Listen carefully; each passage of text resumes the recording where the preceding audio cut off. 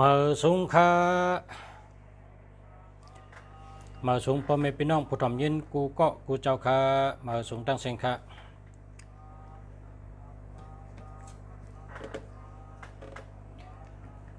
มาสูงค่ามาสูงค่า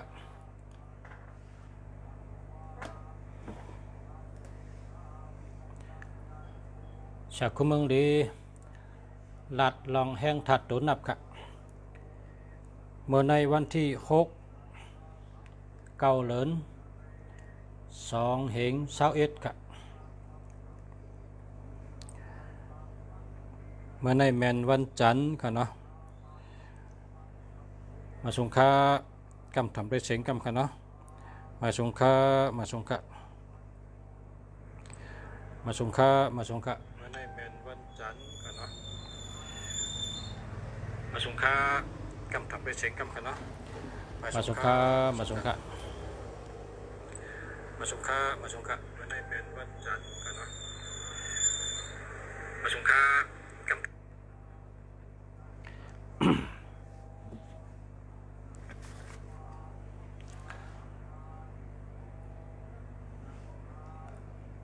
มาสงค่าเมื่อในเอาตัวนับ5 กู5 จุ้มก็แปลว่าโหลเน็ตมันก็เขาว่าเขาลูกกับชื่อยาว่าไว้กาเขาอยู่ต่างเมืองนะอยู่นอกเมืองลูกกับเชื่อว่าอันเลยมีเงินก็ไปทำก็ลาดตรงมาปั่นให้เมื่อในคาเตกซื้อ มีคนย้อนมาเตรียมเจ้ากลางไหนเนี่ยก็เมื่อในก็ ปั่นกว่า5 จุ้มมันปั่นกับเมื่อในกว่าไล่อันใดก็ไล่นะไล่อันใดก็ไล่เพราะว่าเตะเลือกปั่น1 วัน 1 จุ้ม1 วัน 1 จุ้มเนี่ยก็มันเตะเทิงมันก็เขาอยู่นอกเมืองเขาสำรวจก็ซื้อไหนอ่ะเขาจำคาไรอ่ะ เมื่อในเอามาปั่น5 จุ้มใน5 จุ้มนี่ดีกูอันไล่เงินดีพอมี8 7 8ในก็ว่า8 7 8ก็ปังว่าหาเงินได้นำกันนะ8ปังว่าฮัดหารแลดเชลอำโกเผอแล้วก็มีเงินมีคำ8ในฮัดหารแลดเชลอำโกเผอแล้วก็มีเงินมีคำเป็นคนมีเงินเพราะฉะนั้นก็พรดีตัว8เขาขาก็เจกนะพรดีตัว8ในเขาขาเจกก็แปลว่าพอเผอมีตัว8พรดีมันปันฮัดหารแลดเชลอำโกเผอเป็นคนหาเงินแก่เป็นคนคัดเจอหาเงินแก่เป็นคนมีเงินเป็นถึงสัตเทไรเป็นสัตเท ก็เพราะฉะนั้นได้พรดีตัว8อาจูตัว8น้ำกัดตัว8แห้งถัดตัว8นี่มันปันพรดีไผ่ฮัดหารไผ่แลดเชลไผ่อันมักมีเงินคำไผ่เป็นก้นลักก้นแลดก้นแก่ยาก็เป็นก้นอ่ำโกเผอนะอ่ำโกเผอ อ่ำโกเผอก็เพราะฉะนั้นได้จังว่าเอามาปั่นมาใน8 7 8ในใต้กองเป็น7นะครับเนาะต้องไว้ห่างเผิงมันกะ8ในใต้กองเป็น7ครับเขาเป็นใต้กอดีกันในศึกปืนพระราเป็นเจ้านั่นแต้มไว้ว่า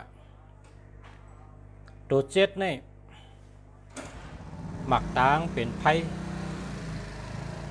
นะเมื่อมันเป็นกลใจตึกให้ตึกลนนั่นเพราะมันกัดด้วยเฉพาะนี่มีอันเป็นกว่าเชลองกูเมียวกูอันนะมันกัดด้วยเฉพาะก็ยังมันแต่มีลองเป็นกว่าเฮเมียวเฮลองก็เพราะฉะนั้นแหละเผื่อมันกัดด้วยเจ้าลาหูนี่เจ้าลาหูนี่เป็นสังขึ้นยักษ์ด้วยแทง เจ้าลาหูก็เป็นชังเพราะว่าเจ้าลาหูได้เป็นตัวแปดเจ้าลาหูเป็นตัวแปดเป็นชังและขาจังย้อนเฮ็ดได้ก็กันครับ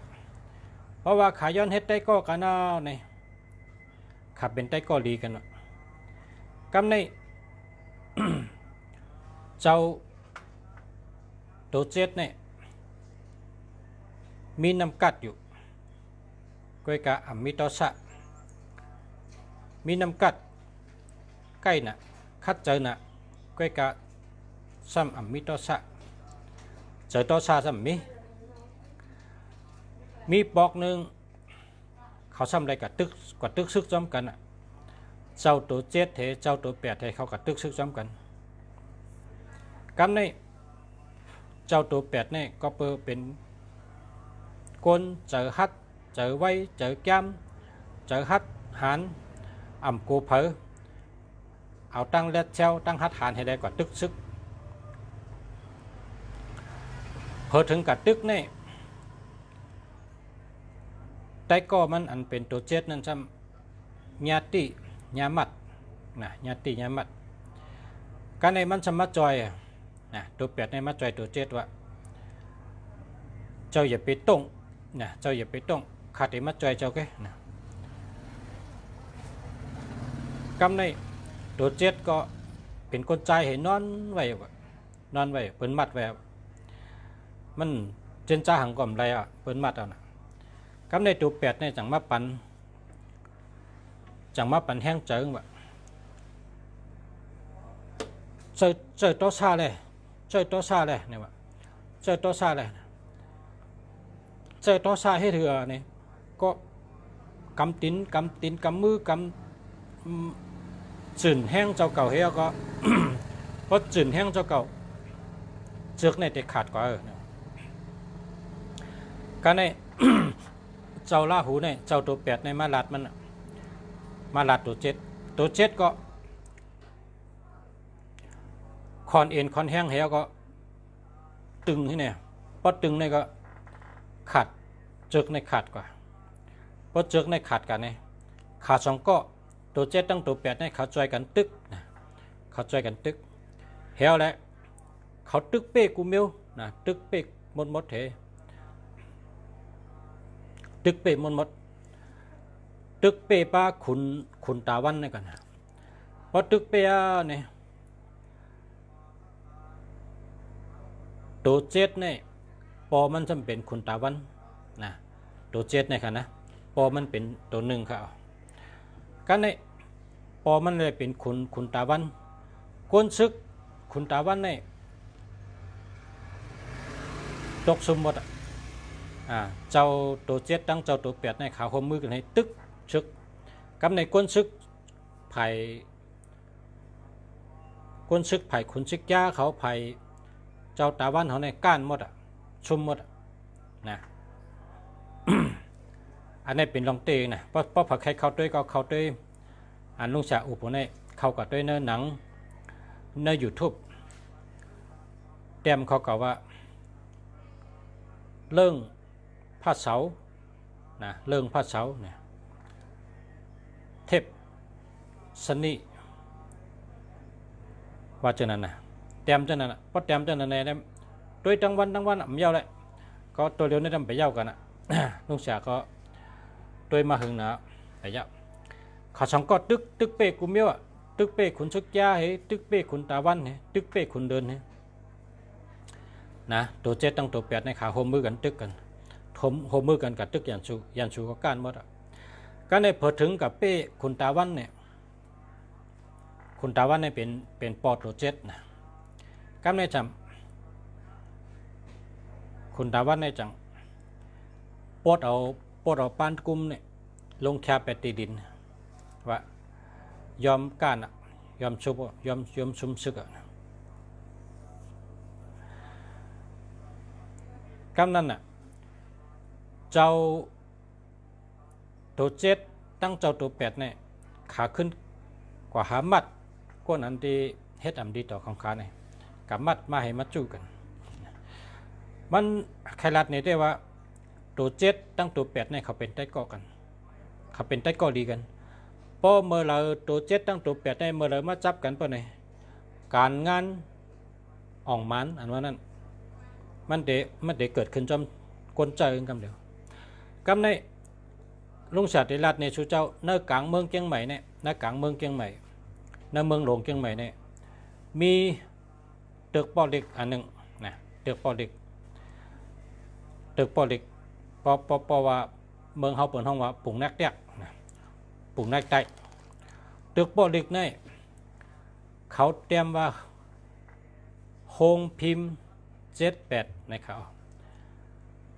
โฮงพิมพ์78นี่แก้กระหือเนี่ยชูเจ้าทำได้นะมือปนมาเข้าตั้งหลายเรือนนี่กวนงานต่างอันนี่เปิ้นหักเอาเงินเดือนเขาจ่าย1/2นะเพราะว่ายามไรเจ็ดเหงเปิ้นก็จ่ายปันเขา3 เหง 5 ปากได้กนเหตุการณ์ตั้งเสียงนี่ไร1/2ไงเย้าก็โครงการบางตีก็ว่ามีการคนเหตุการณ์เฮอเมื่ออยู่เฮิรนก่อนมีการตัวเดียวนี่ว่าจังไหนก็มีตั้งนำกวยกาอันเป็นห้องพิมพ์อันเป็นห้องการ78เนี่ยนะเผอก็ได้ลือการให้ปอกซ้ำไปว่าเปิ้นเป็นวัดเป็นย่อกาสังเปิ้นลือกันเปิ้นออกกันกวยกานาการตีในนี่คนเหตุการณ์มันได้ลือเสียปอกอะได้ลือเสียก็การมันมีมาติ๊กมีมาเคยเยอะเฮ็ดวันเฮ็ดทั้งวันนะเฮ็ดยาวมีแทงเฮ็ดยาวมีแทงการในยาวตัวเลยในขณะเอาเฮ็ดซื้อร้านก็เลยนะเพราะว่าชูเจ้ายินชูเจ้าอยู่เมืองใต้เนี่ยเพราะผุยร้านคาเตผุยก็ร้านขายตั้งขายนะคาเตผุยร้านขายคาเตผุยตึกบอลเลเกอร์เนี่ยก็เต็มว่าโฮงพิมพ์78นี่แหละนะโฮงพิมพ์78นะเต็มกันได้ไงโฮงพิมพ์ชูนั่นตึกปอลิกชูนั่นตึกปอลิกโฮงปอลิกชูนั่นไรลือไรเช่าไรกึดนะมันตื่นมีการเปิ้นเดี๋ยวมาจางสู่เฮ็ดเมียวนั่นไม่เมียวนั่นเมียวในเมียวยาวเมียวไงมันแต่ปั่นปุดกันมาตัดเสก็เพราะฉะนั้นแล้วตัวนับ78ช่องตัวก็ชัมปอบตั้งเป็นจื่อตึกปอลิกอันหนึ่งเห็นแล้วก้นก็ไรกึดการไรกึดงานชัมปอมีกินมีเจอตัดเสนะในขณะ78เพราะว่าตัว7ตั้งตัว8ในโดยได้จับกันนะตัว7ตั้งตัว8ในโดยได้จับกันเอา78ก็เลยเอา87ก็เลยนะชูเจ้าเกียกจังหือก็เอาใจชูเจ้าว่านะเอา87ก็เลยเอา78ก็เลยป้องจับกันก็อาจูงก็เหมือนกันแค่นะป้องจับกันก็อาจูงก็เหมือนกันพรดีมันก็เหมือนกันแค่กำในหามาด้วยแทงจุ่มที่2จุ่มที่2นี่ก็มันเป็นตัว8เหมือนกันนะตัว8ในพรดีมันปันว่าหัดหารแลกเซลมีเงินโกเพอนั่นหัดหารแลกเซลมีเงินโกเพอการในซ้ำป้องกับจับ6ซ้ำมันติเป็นจังหือเนี่ยอันในซ้ำเราเลยเป็นคนที่อาแก้งดีนะกินเหล้านะกินเนื้อวูกินเนื้อไก่2 เมียวเนี่ยนะพอคนก็ที่กินเนื้อวูกินเนื้อไก่ย่าก็กินเหล้าเฮ้ยเจ้าปะเนี่ยเป็นคนมีโทนเนาะนะภาษาหันกับตานะเป็นคนมีโทนเนาะเขาเจ้าจังไหนเนี่ยก็ไอ้กะพอมีตัวนับจังไหนเนี่ยอย่าไปกินเนื้อวูอย่าไปกินเนื้อไก่อย่าไปกินเหล้านะ3 เมียวเลยครับเนื้อวูเนื้อไก่เห็นเหล้าอย่าไปกินเพราะว่าเวลา3 เมียวก็ตัวนับเนี่ยก็อโลไอ้เงินเนี่ย งั้นนาการชุดเจ้าเคหังเฮ็ดอะนะนาการเนี่ยมันเด้อเคหังก็เฮ็ดก็กะเงินในใดดีน่ะเป็นคนหาเงินแก่น่ะนะหาเงินแก่ย่าก็เป็นคนเกี่ยวนะเป็นคนเจอเกี่ยวเป็นคนถัดเจอดีเผอก็มืดเผอก็เคยอุบเผอก็เคยอยู่จำมืดเอาใครจำใจพรดีมันติปันเช่นนั้นย่าก็การเงินดีการเงินดีได้เงินดีเงินในมันมาอำถัดไว้นะก็จะได้เป็นก้นตีได้เป็นก้นผู้นั่นผู้ที่ยิบหรือนับอัน868เนี่ยได้เป็นก้นอันกินเนื้อวัวกินเนื้อไก่กินเดานะตีหันในอะไรเพิ่นเจอได้ไรพรดีมันแคมเนี่ยนะ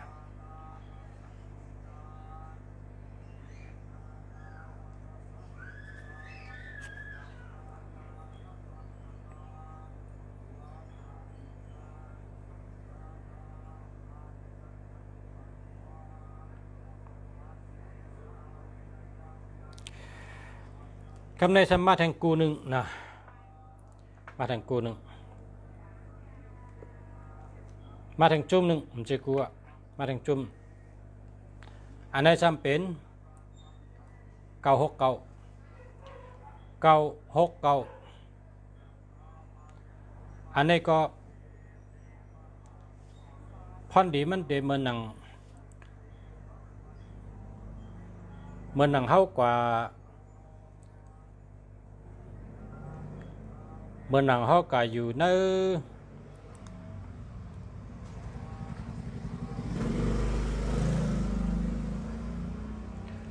สวนอ้อย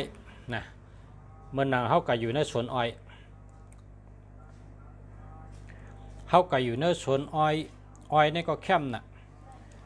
อ้อยนี่หอบตัวเขาหมดตั้งตกตั้งออกตั้งหอกตั้งจันเป็นกระต้นอ้อยอะไรต้นอ้อยก็แก่น่ะเข้มน่ะชนก็เข้มนะกำนั่นแหละเขาจำกัดนั่งหน้ากลางฮะเขาแค่กินอ้อยตัวใดก็เต้ากับตั้งซ้ายก็เลยเต้ากับตั้งขวาก็เลย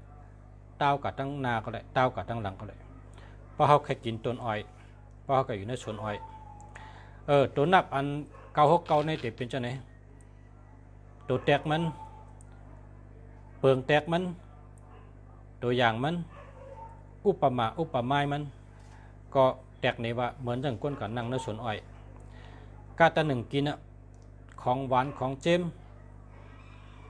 นะพอแตกว่าเป็นชวนหมักจอกนะเป็นชวนหมักจอกซุกหมักจอกมึงกึ่งนี่แหละหมักจอกมึงกึ่งหมักจอกทำไงซุกเตรียมชนไว้ซุกเตรียมชนไว้วันในเขาทำอะไรกันอยู่ในกลางชนครับหมักจอกซุกในเตรียมชนไว้เขาทำใดกันนั่งในกลางชนเขาใครกินหมักจอกเขายืนกับตั้งซ้ายก็เลยยืนกับตั้งขวาก็เลยยืนกับตั้งหน้าก็เลยเขาตั้งหลังก็เลยไล่กินหมักจอกสุดเชียงเลยไว้เชียง969นี่นะมีตังเกี่ยวเชื้อเจอแล้วก็มีกินมีเจอแล้วก็ตัวเจ้าเก่าก็เกี่ยว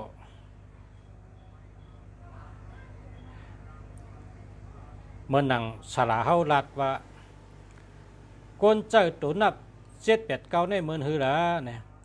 มันตอบในว่าปดเจ้าตัวนับ789ก็เหมือนก้นซุกไว้อยู่ในกลางน้ำตกลงมาสีไผ่ในว่าน้ำตกตัดเนี่ยนะน้ำตกตัดเนี่ยมาสีไผ่ตั้งหน้าก็มาตั้งหลังก็มาตั้งซ้ายก็มาตั้งขวาก็มาน้ำตกตัดเนี่ยลงมาสีไผ่เขาซ้ำกับซุกอยู่ในกลางมันเนี่ยมันเหมือนนั้นค่ะอ๋อตัวนับ789เนี่ยมันแคมกันนั่นก็เพราะฉะนั้นได้ก้นหานำน่ะก้นเจือกนำน่ะเนี่ยสลาเขาลัดเนี่ยแตกในว่าปรุงจำมันเหมือนจังนั้นเมื่อในซ้ำพอเสียเมืองดีซ้ำมัดแตกในว่าชุดเจ้าพอเผอมี969ก็เหมือนนั้นค่ะ เพราะเผยมีเก่าหกเก่าเหมือนหนังเขาจะอยู่ในสวนหมักจอกชุกเตรียมชนอันนั้นก็เขาอยู่ในสวนอ้อยนะเตรียมชนใครกินต้นอะไรก็เลิกกินได้อ้อยน่ะเพราะเขาอยู่ในกลางน่ะก้นอันเจ้าเก่าหกเก่าก็อยู่ที่เจ้าเก่าเป็นก้นมีอ้องานปิญญาสติปิญญางานปิญญาตั้งคัดเจอมีกระหือน้ำกัดมีกระหือยาวก็ตั้งยามเจ้าเก่าจ่องทำเป็นก้นมีตั้งยามดีจ่องเป็นก้นอาจ้างดีก็เปว่าป้อเผยใครเป็นสัตเทป้อเผยใครเป็นก้นมีเนี่ยที่หนึ่งเดี๋ยวเลยด้วยว่าจ่องเป็นก้นดีจ่องเป็นก้นมีอาจ้างดีมีตั้งยามดีจ่องเป็นก้นหู้กุ่งเกจูนะป้อเป็นก้นหู้กุ่งเกจูหู้กุ่งเกจูกุ่งปอกุ่งเมนะกุ่งอันภูมิกิจูที่เขานั่นก้นก็นั่นต่างกันเป็นก้นมีเลยพออ่ำหูกุ่งเกจูมันก็มีเลยมันเป็นก้นมีเลยสลาเขาสอนว่าปอเมมีตีเฮิรนเนี่ยย่ำไว้ปอเมมีตีเฮิรนย่ำลัดต่อดีๆช่ำแต่กับขึ้นจ้องเตะทู่สังลาว่าหล่นบนให้นุ่งคมเหมาเตะกับขึ้นจ้องเตะทู่สังลาเตะมีลองสังลาเตะทู่สังมีอัดทู่สังมีลองสังมีอัดโจสังมีพรดีสังอยู่ที่เฮิรนปอก็มีเมก็มีย่ำไว้ลุมลาดูหลอมลุมลาหักษาเลี้ยงดูลุมลาปอเมดีๆได้ลาต่อปอเมดีๆได้อำตับลูกไปกาก็เลยจ้องนั่นที่หนึ่งเนี่ยหรือลุมลาปอเมเลี้ยงดูลุมลาปอเมลาต่อปอเมดีๆก่อนเมื่อเราได้ปอเฮาเมเฮากว่ารับหลอยเงินหลอยคำเยอะซึ่งนั้นก็จงใกล้กับไว้พระราติจ้องเพราะว่าปอก็มีเมก็มีอยู่ที่หนึ่งเนี่ยหรือลุมลาปอเมเฮาเล่งดูลุมลาปอเมเฮาเล่งดูลุมลาลีดีลาต่อลีดีกับสืบลีดีดูหลอมลุมลาปอเมเฮาลีดีก็สูงใหญ่เลยต่างอันเป็นปุนพรเจ้าเก่าปอไหลลุมลาปอเมเจ้าเก่าเตรียมทนเย้าสั่งว่าพอเมรับลอยเงินลอยคำกะก็ลูกล่างก็เป็นสัตเทียเพราะเป็นสัตเทียเนี่ย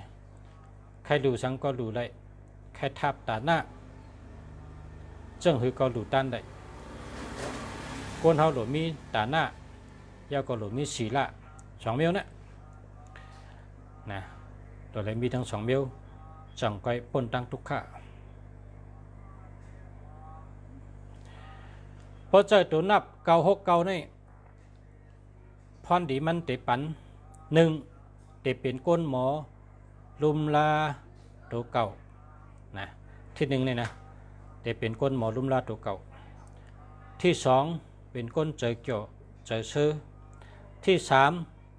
เป็นก้นอันหาเงินไรง่ายที่สี่เจอในซื้อไว้แต่เสนะที่ห้าก้นตั้งนอกหันเพิ่นก็ว่าเขาเป็นก้นนั่นน่ะเนาะเพิ่นว่าเขาเป็นก้นเพราะเพิ่นหันเขาก็ว่าเป็นก้นเพราะว่าก้นเฉตาก็มังก็เนี่ยเขาอยู่เป็นตัวยุกยักษ์นะก็มีนะก้นมังก็เนี่ยเป็นตัวยุกยักษ์หกเฮิรนเพิ่นก็ปัดเป็ดยุกยักษ์มีตีเหลือเปิ้นก็เอาอยู่ปัดเป็ดนะก้นหมังก็เป็นยุกยักษ์กว่าเฮิรนเปิ้นก็กว่ากีดขวางข้าวยามเปิ้นเพราะกว่าเฮิรนเปิ้นเอาในการลัดถึงซื้อตัวเก่าลองเจ้าเก่าเป็นหางม้าหรือเฮ็ดชังในการลัดไปชนะปัญหาเจ้าเก่าให้เปิ้นทอมเปิ้นก็อ่ำทอมก็ซ้ำอันน่ะเดทอมก็ชุ่มข้าวยามการลาดปัญหาเจ้าเก่าไปชนะเจ้าเก่าในเปิ้นอำนั้นก็เซ ลองก้อนนั่นลองก้อนนั่นลองก้อนไหนให้ไหนเนเปิลเป็นก้นยุกยักก้นจะไหนเนี่ยเป็นก้นยุกยักพอเฮ็ดก็ก้นจะไหนเนี่ยเสียงข้าวยามหลายๆมีตั้งขึ้นเยอะเลยมีตั้งมักมีได้ชื่อหมายพงดีก็เป็นชัดเจนแหละก็เปิ่มมีข้าวยามตัดติปกป้อง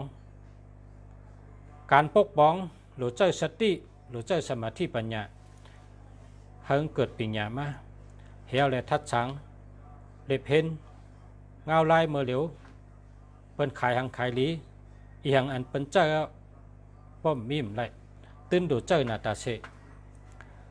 ป้อมมีมไรตื่นดูเจ้าตาเสียในเจ้าในนั่นเมียวเลยอันใดลองเลยที่คนตั้งนำเขาดูเจ้าก็เพราะฉะนั้นนะที่ปกป้องน้ำกัดโจเก่าก็หลุมีข้าวย้ำตัดส่วนตัวพอมีกวนยุกยักมาอุบเนี่ยเขาก็เสียงเวลาเสียงข้าวย้ำกับจำเขาหลายๆเพื่อนห้องว่ากวนยุกยักกวนเจ้าเนี่ยอยู่จำเขาเนี่ยมันขึ้นใหญ่เลยเฮ็ดก็เขาก็มันขึ้นใหญ่เลย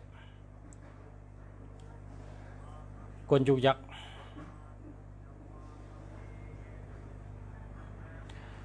พอเขาเตะกล้าขายเขาก็หลุมีสุรสติลาดก็หลุ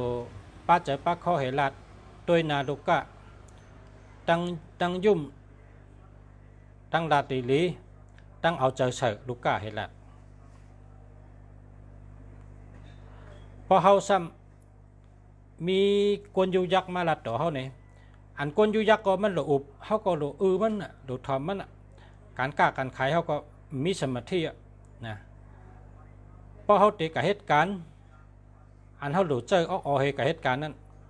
พวกกวนยุยักมาอุบเขาเนี่ยอาลูสุกสักหมดออกเขาในสุกสักหมดมันชนเส้นสารเหมือนเยอะมายุมไห้นั่นมันหูเส้นเดินติดต่อกันเลยก็เพราะฉะนั้นนะกวนเขาขาเนี่ยเพราะเหตุการณ์ทั้งก็เยอะมือเขาติดเหตุการณ์นั้นให้เขานั่งสมาธิ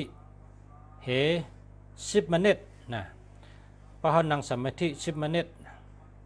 นั่งดีๆนั่งนิ่มๆถอยใจเขาลึกๆถอยใจเขายาวๆถอยใจออกยาวๆสติตีกองขู่หลังเขาเนี่ยเขาหู้ว่าลมเข้าลมออกเขานั่งสมาธิเฮ10 นาทีหนึ่งเขาจ่องไปมาเหตุการณ์เท่านี้การเท่านั้นแคมกูลองเย้าก็เย้าตัวหลีงามไหลกูลองกูเมียวกะว่าการสังค่ะเนาะการสังก็เหตุจังนั้นเตะจังนั้นค่ะอันนี้เป็นคู่เขาสอนนะเขาขัดสอนในห้องเรียนเขาเมื่อเขามีนาการนะนาการเขาเนี่ยหนังหื้อเตะออกมาแตดแนดแตดโตแคมแลบห่างดีมีพรดีเจอการใดนั่นเมื่อเขาเตะเหตุการณ์สังก็จะให้เขาตั้งสตินะตั้งสติตั้งสมาธิปุ่นตัดตีไรมาหยันปิญญาออกมาเหี่ยวจังไกเฮ็ดมันติดแคมนะมันติดแคมสู่เจ้าตัวละเจริญเต็มเด็กเนี่ยเจริญเต็มเด็กลงเจ้าหลังการลงเขาเนี่ยเพราะเขาเจ้าเต็มเด็กเนี่ยเขาโลก้นกะเลครับ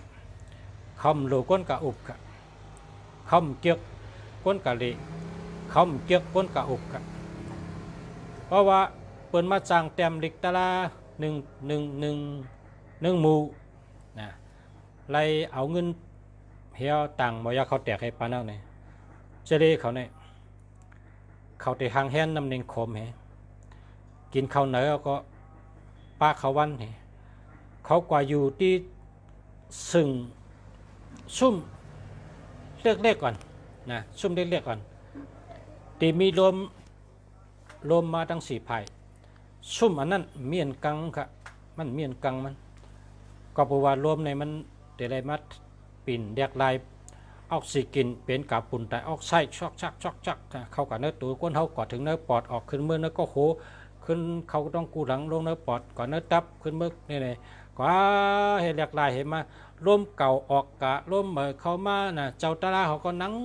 เจอนิ่มๆที่ก็พอเขาลายเอาไหนพอเขาวนได้เอาไหนก็เอาแค่ตานเขา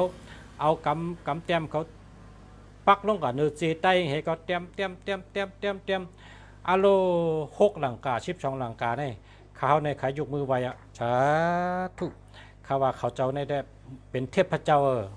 คนไทยเขาในมีคนแก่น้ำแก่คนแข็นน้ำแก่เปิดห้องวัดเทพเจ้าในจังไหนในอำได้กู้ก็เลยค่ะนะอำได้กู้ก็เลยกุ้ยได้วนเอาหน้าเจอให้ได้เตี้ยมสัมปอะไรเป็นปั๊บจีชาลง6หลังกา12หลังกาเนี่ยเขาได้ขายยกมือไว้อะสาธุสาธุสาธุเขาวันนี้แก่เตะแขนเตะนะอันเปิ้นแขนเปิ้นแก่คาเลเพนหันเปิ้นมิดข้อมูลมันอ่ะมันหนังเจ้าไปปืนเนี่ยมันดีอ้ามเฮ็ดอ่ะเจ้าไปปืนเนี่ยนะก็เปิดปืนเนี่ยมันมีมาปาน10ปานอ่ะเขาก็อ่านปั๊บนั่นปั๊บเนี่ยปั๊บนั่นปั๊บเนี่ยเขาอ่านว่าเขาอ่านเอาในเขาขึ้นมาคนรอกันเหมือนจังพักโกพักซางคนเข้ารอกันเฮียเขามาปฏิปต่อมาเฮียมาไข่ขึ้นเป็นปืนอันก็เปิดเขามีตัวฉบับมาว่าจังไหนนะเจ้าปืนเนี่ยนะอันเป็นเจดีในแต่มันมีค่ะต้นฉบับมันเขาจะบ่นนะเอาออกไปเต็มออกมาในเข้มนะดีอามเตะนะดียองโยเตะนี่ครับเพราะว่ามีเก่า6เก่าในมันเป็นก้นอันวนไหลเจนจ้าไหลลองเกี่ยวลองเปี่ยวลองซื้อลองมนก็กะตั้งเกี่ยวตั้งเปี่ยวตั้งซื้อตั้งมนนั้นมันเกิดเป็นพรดีต่อตัวเขาค่ะนะมันแปดหลายก็เพราะฉะนั้นแหละข่าวมาปันว่าจุ่มเก่า6เก่าเนี่ยพรดีมันกว่าจังไหนครับมันดีกูจุ่มแต่ว่าจุ่มหนึ่งและจุ่มหนึ่งคาเตสร้างร่างในว่าชับแรงในว่ามันกว่าตั้งเร็วกันเหตุก็878มันกว่าแนวหนึ่งเส้นตั้งมัน686มันกว่าแนวหนึ่งเส้นตั้งมัน969มันกว่าทางแนวเส้นตั้งมันเป็นแนวเผยแนวมันค่ะนะเพราะเป็นก้นกาจ้อมตั้งก็จือเส้นเดียวกันกองเนี่ยเดี๋ยวเรียบตาผมก็เรียบเรียบตับขึ้นถึงจิกร้อยนะ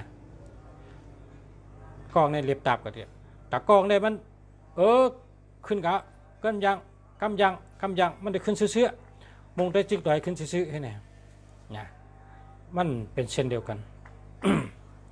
ก็เพราะฉะนั้นได้ภารกิจจังหือก็เลือกใจเช่นนั้นก็กะให้ชูเจ้าหู้ว่าเลือกอ่อนแคมให้เจออันที่คาเต็มลงกับอันแดงนั่นอย่าไปเจอเฮาเจออันที่อ่ำแดงนะเจ้าสีน้ำเงินสีผ้าสีเขียวนั่นเพราะเป็นสีแดงนี่อย่าไปเจอนะคาเขาเต็มลงกัน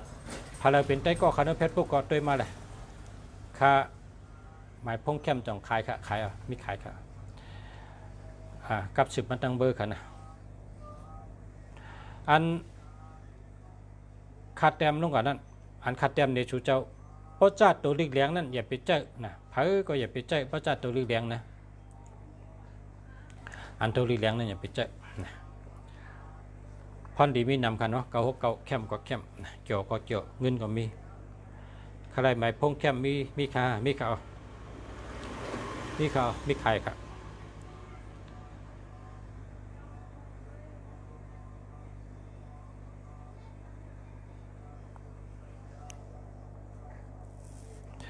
เก่า6เก่าในคาลัดกะกันในก็อันมันได้มีนำหนึ่งในใกล้กับเมื่อในก็คาลัดกันในก่อนกำในคาเตมาลัดแทง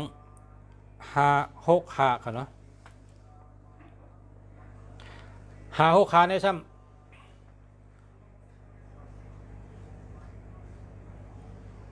565ในซ้ำเป็น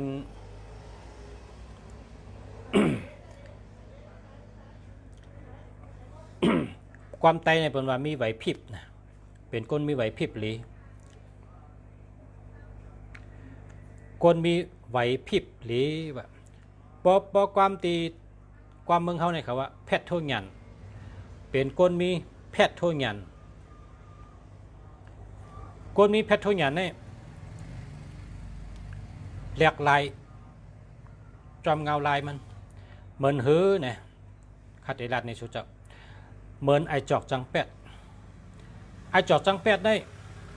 มันเป็นเจ้า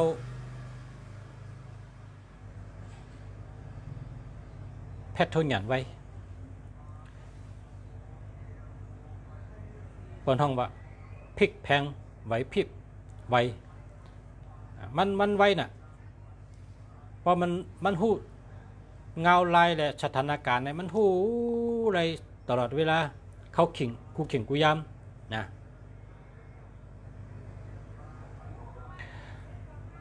พอคนเจอตัวนับ5 6 5นะ6มีนากลางค่ะนะ5 6 5นี่ก็เป็นจังนั้นครับโหบยาลองสังก็เยอะมันเป็นก้น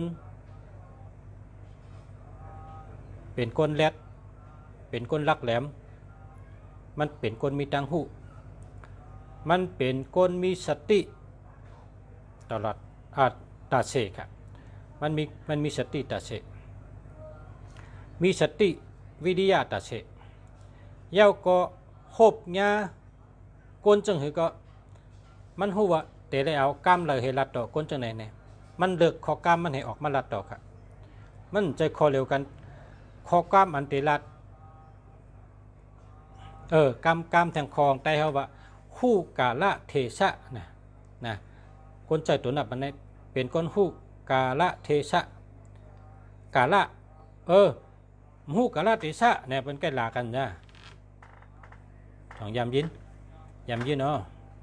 โลหูกาละเทสะพอตั้งไทยเขาว่ากาละเทสะพอตั้งไตก็ว่ากาละเทสะกาละในข้าวยำเหลือดีดัดจังหือข้าวยำเหลือดีดัดทั้ง ตีเหลือหลูรัดจังหือตีเหลือหลูเวตีเหลือหลูรัดหู้ตีเวหู้ตีรัดมันก็หู้ใครรัดแก้มหู้ตีเวดีก็เพราะฉะนั้นเนี่ยตีรัดทั้งก้อนเลยหู้ตีรัดหู้ตีเวหู้ตีสูงหู้ตีเตี่ยมและหู้ข้าวยำเหลือลีรัดจังหือข้าวยำจังหือลีรัดจังหือเนี่ยห้องว่ากาละเตสะกาละปองว่าข้าวยำเตสะปองว่าตีนันนั่นเป็นตีปอแจกเป็นสีขาวสีเหลืองสีแดงเนี่ยตีนันนั่นอันนั้นก็ตีนั้นเป็นตีเผอตีนั้นเป็นตีเหลอตีนั้นเป็นตีจังหือเนี่ยก็ อธิเปียนำน่ะเตชาเนี่ยหวังว่าตีนะหู้ตีสูงหู้ตีเตี่ยมหู้ตีลึกหู้ตีตื่นหู้ตีเวหู้ตีเฮ็ดหู้ตีหลีเฮ็ดหู้ตีกึ่งดีเฮ็ดท่ากึ่งดีเฮ็ดหู้ตีกึ่งดีดาท่ากึ่งดีดาหู้ตีโลเฮ็ดแนทท่าโลเฮ็ดเทิงหู้ตีเอาไว้ก่อนอันนั้นไว้ทีหลังอันนั้นเฮ็ดอันตั้งเนี่ยมันเป็นก้นหู้ตี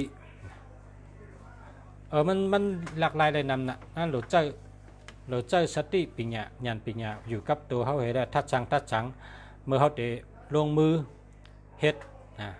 เมื่อเขาเตะเฮ็ดสังก็เยาเตะลัดกามก็เยาเตะเตรียมดิกก็เยาเตะเฮ็ดการก็เยาเมื่อเขาเตะเฮ็ดนั่นเขาตั้งสติก่อนตั้งสติมีสมาธิมีปัญญามันเหมือนหนังก้นยื้อกองนั่นก้นยื้อกองเนี่ยเพราะว่าหันยันชูยาวเนี่ยอย่าไปกึ่งกังยื้อกันเดี๋ยวเขาหันมันได้มันหันเขาก็ตัวมันดีตัวมันดีเฮะเมื่อไรว่าจือใจแล้วแมนเยอะจือใจแล้วแมนเยอะการตัดสินใจเจ้าเก่าเนี่ยแมนเยอะเนี่ยเจ้าเก่าจงใจด้วยชามติด้วยงูกองด้วยกลางเจ้าเก่าและตั้งแมงมุนกองปลายกองตั้งเยื่อหมายซื้อกันนิ่มเยาหมักกองลูกเนี่ยกาวากานะพอมีคนเมืองเขาเอาเงินกาหือกาแห้งเขาซื้อปันเขาจังไกเน่าเนียนมันเห็ดหลันกับต้มเนี่ยลูกเดียวยันชูก็ญาตีเดียวก็ตายไก่อำใจว่าเขาหันเอาก็ต้องเขาก็พุกเฉยใช่ไหมเพราะหมักกองเขาหมดก้นในมีกาขันชังเนี่ย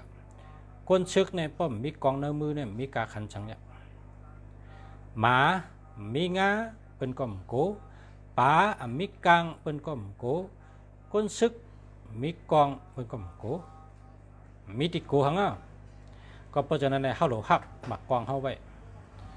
อย่าไปละยื้อหมักกองหนึ่งลูกนั่นเป็นสายใจก้นหนึ่งก็นะอีฉังก็ย่าหลุดเจอสตินะให้มีสติให้มีสมาธิลีๆก้นมีสติก้นมีสมาธิตาเสในเพมมีสัง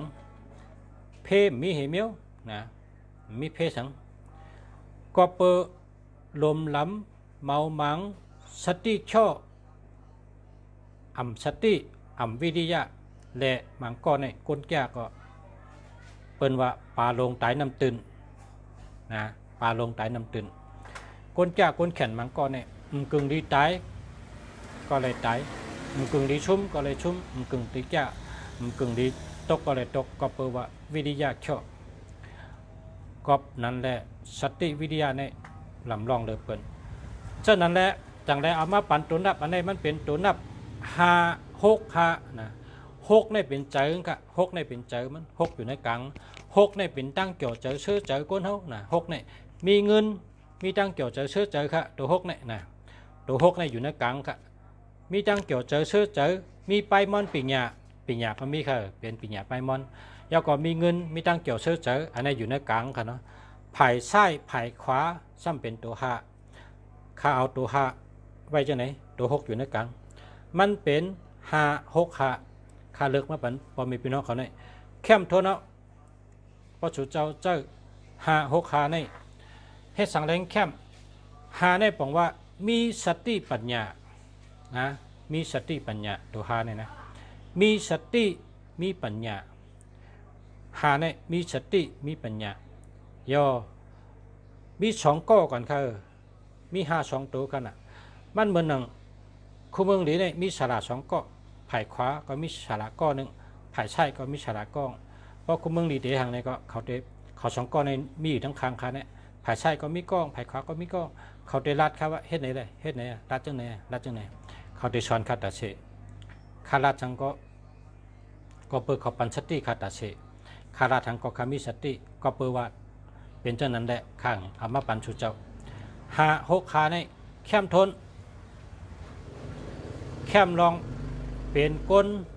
รอบขอบเป็นก้นรอบขอบนะกำไตอะไรรอบขอบเนี่ยเหมือนเรื่องขอบวานขอบหม้อขอบลงขอบปากขอบอีกทั้งนั้นเพราะหมดไตในหมดไตหอบขอบไม่แน่จ้าหมดในป้องไตลงในละต้องไตหอบขอบไม่แน่เพราะเป็นวันเข้าของไตหอบขอบนะไตกับจำขอบหอบขอบเลยก้อยกะอันฉะเมืองดีปันชูเจ้าในซ้ำเป็นปลายวนหอบขอบปลายวนหอบขอบค่ะ5 6 ขาเนี่ยนะเป็นภูมิปลายวนหอบขอบมีญาณปัญญามีสติปัญญาหอบขอบนะเพราะคนไทยเนี่ยเป็นว่าหลบขอบการไทยนะปัจจัยเขาก็ว่าหอบขอบมันเป็นข้อเดียวกันก็เรียบให้หอบไปเนี่ยเรียบพอไปเนี่ยเพราะเป็นเรียบจ้องนั่นน่ะเรียบให้หอบไปนะใกล้กับพวกเป็นหวานเป็นหม้อเป็นโลงจ้ะเนี่ยเป็นว่าหอบขอบมันหลบขอบเลยพอปดลัดอันโยก้นหวานเขาก็ว่าหูเจหูจอดวนเจวนจอดวนเจจังไกลลัดน่ะวนจอดเจจังไกลลัดเนี่ยก้นหวานเขาว่าจัง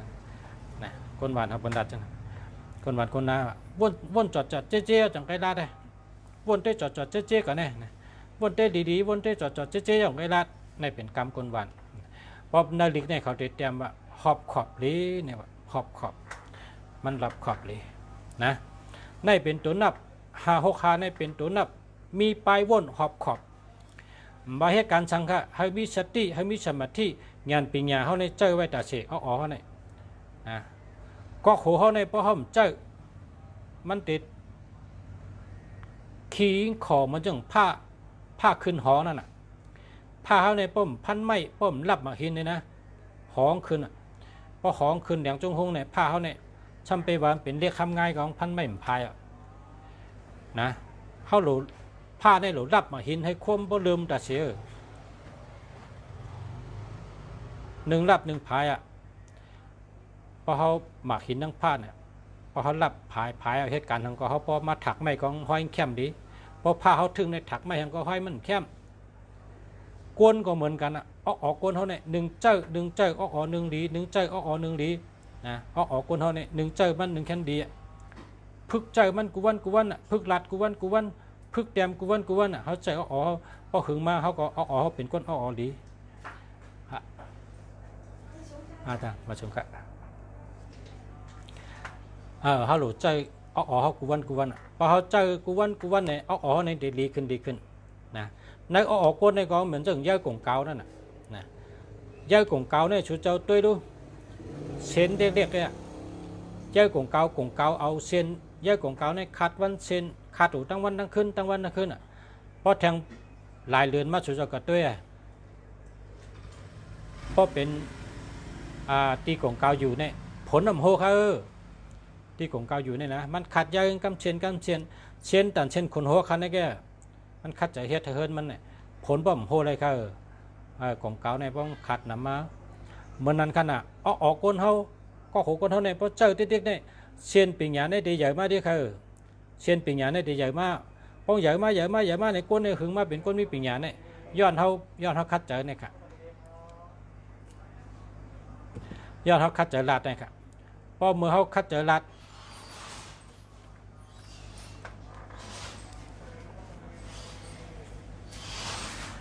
พอเขาคัดใจลัดเขาคัดใจเฮ็ดต่อปิญญาเขาเนี่ยติดโตมาที่อันนี้เป็นตัวนับ5 6 5บอกว่ามีปัญญามีสติปัญญามีญาณปัญญาแล้วก็ตัว6ซ้ำเจอเกี่ยวเจอซื้อแล้วก็มีเงินเนี่ยแคมจากขาเนาะพันชูเจ้า3จุ่มเมื่อไหร่มาด้วยเรื่องต้องมีเรื่อง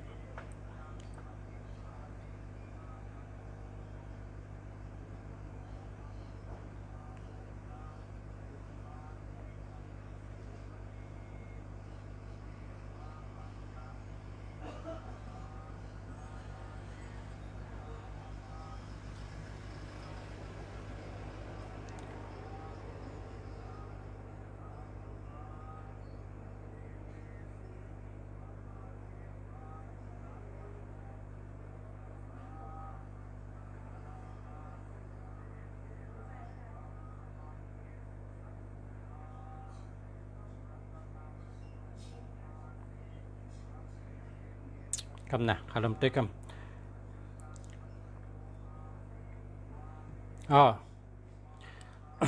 6 5ในบอกว่ามีสติปัญญา6จำเป็นมีเงินมีตังเกี่ยวเจอซื้อเจอแล้วก็มีปัญญาไปมอนอยู่เนื้อเจอเข้มจักกันเนาะ5 6 5ก็ไม่แทงกูซ้ำแทงจุ่มซ้ำเป็น3 6 3นะครับ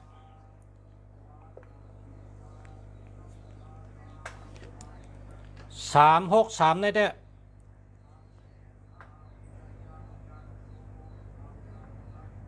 อันดีใจเลยเปิ้นเนี่ยอันลุงเสียใครรัดเนี่ยได้ว่าเป็นสาวซ้ำใครมีเงินมีคำเป็นบ่าวซ้ำใครมีเงินมีคำเป็นเมห้างเป็นปอห้างเป็นปอไม้เป็นเมไม้มีโผซ้ำใครมีเงินมีคำ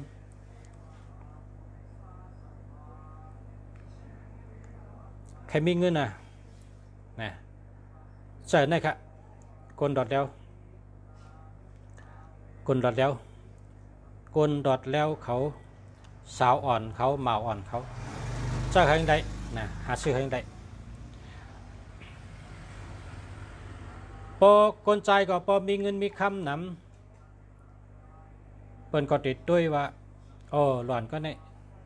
หมอหาเงินเนาะเยอะดูคำสายคอก็มีกาก็มีสนก็มีเฮิรนก็มีตึกเป็นด่วนก็เป็นคนมีน้ำกัดหาเงิน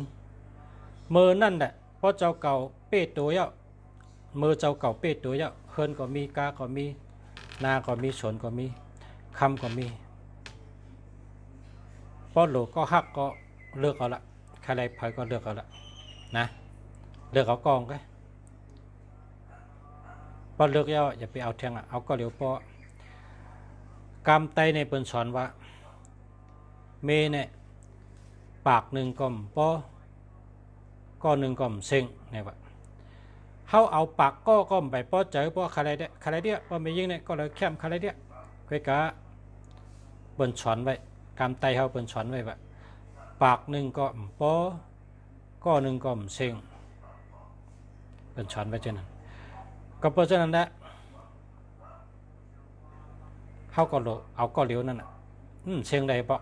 อันเป็นเฮ็ดขายแสงกินน้ำเสียงมาอาทิตย์เป๋งมาเป็นเมย์เขาเนี่ยแสงกินเสียงเชียงไรก็เรียกว่ากินเชียงไรเอาก็เรียวก็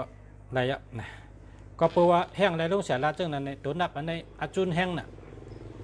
อาจุนแห้งน่ะ363เนี่ยฮัลโหลอาจุนเนี่ยพอเผยใครคู่ว่าแห้งตีห้าลุงเสียแห้งตีห้าพอเสียเนี่ยมาตากัน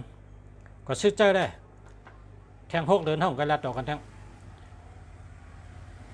เมื่อกูปอกกับเราลัดต่อเปิ้นด้วยนาเขาเปิ้นเนี่ยเปิ้นเอากล้องขวางกันพอเขาเจอตัวหนักมาในแทง6 เดือนในขึ้นลัดต่อในปันละความเยอะยืดเขาผมจังผัดมันเนี่ยอีหังกองหลุดลัดอีหังกองหลุดลัดมันใครลัดต่อเขามันใครอุบเขาล่ะการพอเยอะยืดเดี๋ยวมาผมจังมาเดี๋ยวกว่าผมจังตรงเป็นนั่นเลย363เลยนะจังว่าลุงชาแต้มลงกับมือว่า6324เป็นห้องว่าเมตตาลงว่านั่น6324เนี่ยตั้งหักหลีเมตตาหลีอาจุนหลีเงินหลีแล้วจังเราว่าเหอะนะจังเราว่าเหอะก็เพราะฉะนั้นได้คัดพอชัดแต้มลงกับพอชัดแต้มปันลงกับ6324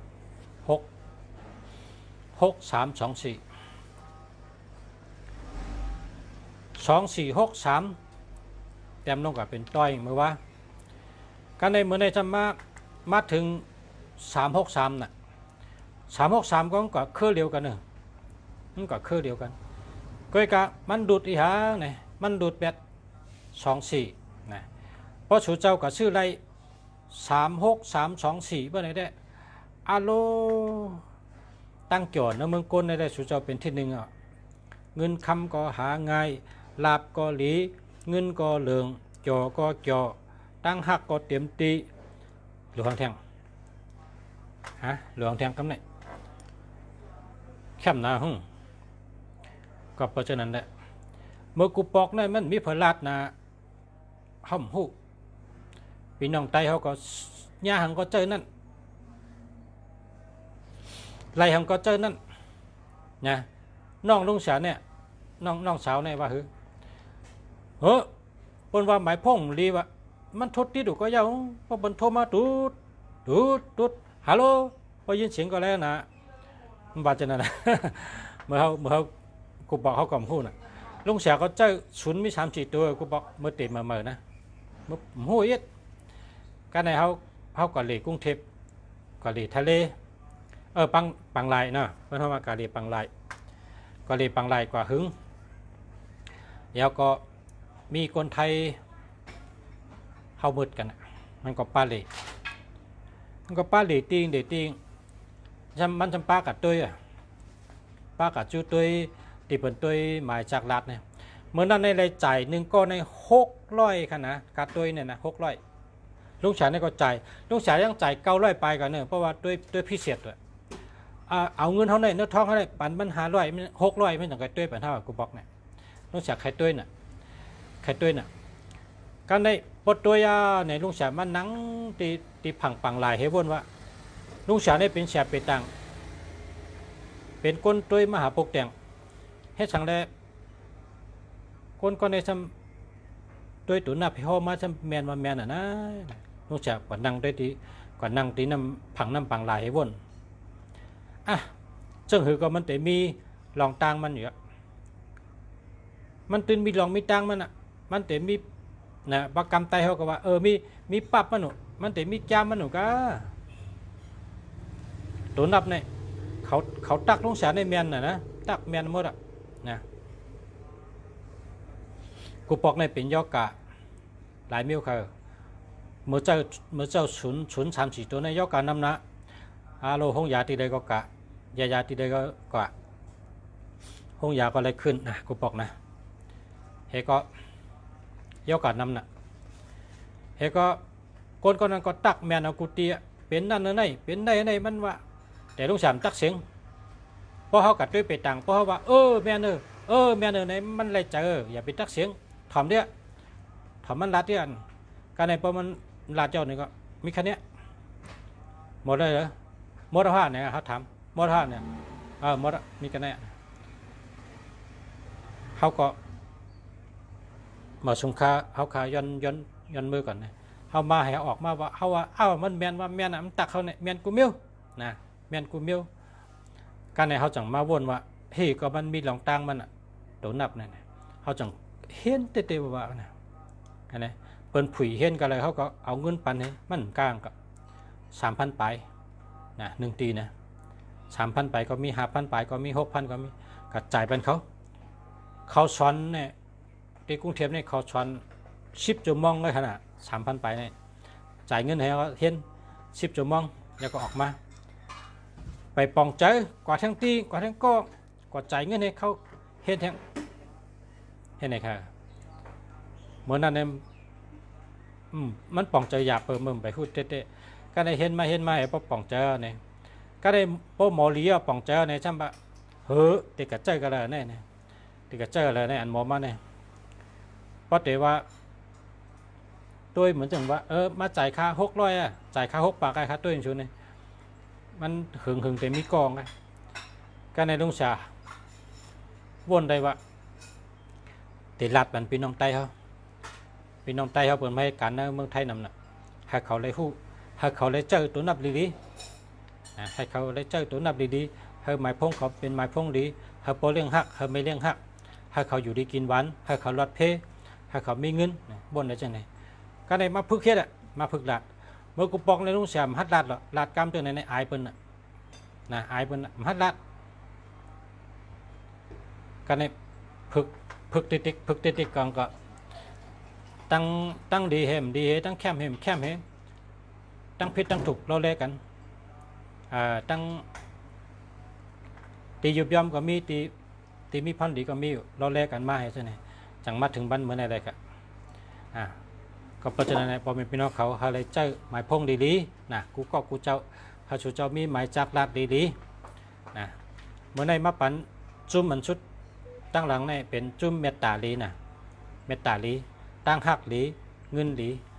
3 ในปองว่านะ3 ในปองว่าแห้งตัวแห้งใจในแก่นแข็งนะครับก้นปิดปวดลุงว่าก้นเด่นแห้งก้นปัดลายกันก้นเรียนเข้กันก้นเรียนขนไก่ก้นเรียนเรียนตะกะเรียนกุมิวอันเจ้าเอ็นแห้งตัวนี่เป็นตัว3กันนะ3 ในปองว่าแห้งตัวแก่นแข็งทัดเจอแก่นแข็งแห้งตัวแก่นแข็งค่ะแห้งตัวแห้งทิ้งแก่นแข็งค่ะตัว3เนี่ยกับเนี่ยตัว6ในซ้ำมีเงินมีตังเชื่อเจอมีปีหยาป้ายมอนอยู่นะเพราะว่า3 ตั้ง6ตั้ง3ในป้องจับกันในซ้ำเป็นเมตตาดีตั้งหักดีเงินดีนะครับในอาทิตย์เปลี่ยนค่ะเนาะตั้งหักดีเงินดีเมตตาดีนะครับตัวเกี่ยวเจอเกี่ยวเชื่อมีเอ็นมีแห้งขนาด363ในแห้งเยอะเพราะว่าเฮ็ดกันนักในก็ดึงกูเฮ็ดกำเดียวเพราะว่ายองอันในก็ยองกำเดียวเลือพื้นในก็เลื่อมเดียวเวียกชวนเวียกกำเดียวเฮ็ดกันแก้มก็ไรกูเมียวค่ะเฮ็ดกันแก้มเจอแห้งตู่แห้งคิงก็แคมนะครับ363กันในเงินก็หลีเงินก็น้ำเงินก็หาง่ายอยู่ดีกินหวานตั้งหักหลีเงินดีนะเพราะสูเจ้าทำเฉยแทง3 6 3 2 4พวกไหนได้นี่ยุบกัน2 เดียวกำเดียวด้วยนี่นะแคมทนนะครับบอกว่าเจ้าไหนนี่แคมทนเพราะสูเจ้าหาอะไร3 6 3 2 4พวกไหนนะยุบเป็น2 นิ้วกำเดียวเนี่ยยุบ2 นิ้วแคมทวนเอาแน่2 นิ้วเนี่ยผมว่าแคมทวนยุบนิ้วเดียวก็แคมยุบทั้งนิ้วก็แคม2 นิ้วซ้ำกันเลยนะแค่นี้เพราะชูเจ้าหาอะไรชูเจ้าอยู่เมืองใดก็ชื่อเมืองนั้นกันนะอยู่เมืองใต้เขาอยู่ตองกี้ชื่อตองกี้อยู่ลาเซียวชื่อลาเซียวอยู่น้ำคำชื่อน้ำคำอยู่ตังยานก็ชื่อตังยานอยู่เมืองชูชื่อเมืองชูอยู่ปางลงลอยแหลมชื่อปางลงลอยแหลมอยู่ดีแล้วชื่อดีนั้นถ่อมลุงชะเมืองดีลาเถเจ้าเตรียมไว้ แล้วก็ซื้อนะแต่ได้เป็นคนมีเงินนำอยู่ดีกินหวานตัวเกี่ยวใจเกี่ยวตั้งหักดีเงินดีใจเกี่ยวมีเงินมีคำเย้าก็ชูเจ้าก็ซื้อได้ชุนให้เอาตัวเดียวกันนะไข่ไก่ให้มีตัวเดียวกันนะไข่ไก่นั่นน่ะเอาชุนตัวเดียวกันนะเอาตัวเดียวกันชุนเนี่ยเพราะว่าชุนเนี่ยเป็นย่อกาชุนในเงินโฮนะเพราะฉะนั้นแล้วชูเจ้าต้องไว้ดีๆนะเพราะกระซื้อเอาชุนตัวเดียวกันนะชุนอย่าไปเอาน้ำนะ